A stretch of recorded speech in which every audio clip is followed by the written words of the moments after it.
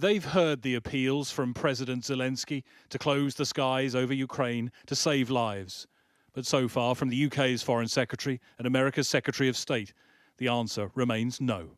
If I were in President Zelensky's position, I'm sure I would be asking for everything possible in his mind to help the Ukrainian people. Our goal is to end the war, not to expand it, including potentially expand it to NATO territory.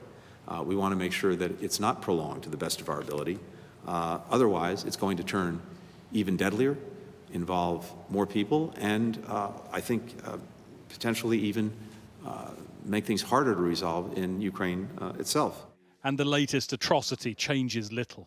The attack on the hospital is absolutely abhorrent, reckless and appalling. But the reality is that setting up a no-fly zone would lead to a direct confrontation between NATO and Russia. Until now, the US government has been hesitant about labelling any of Russia's actions as war crimes. After Mariupol, the evidence they're gathering, along with the International Criminal Court, is mounting to a point where it's impossible to ignore. The needs for Ukraine are more urgent. If the West won't impose a no-fly zone, they say, at least hand over these Polish fighter jets so they can do it themselves. But even that's a step too far for a West wary of being dragged into the war by the back door.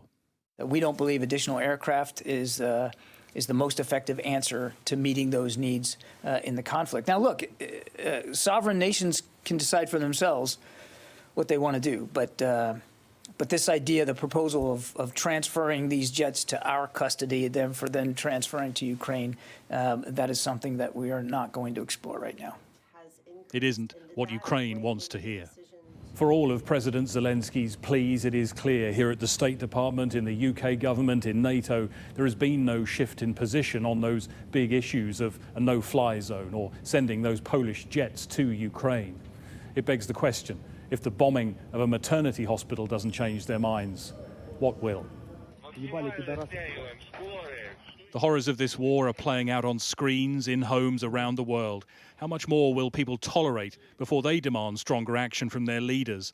That whatever the risks, enough is enough. Greg Milam, Sky News, Washington.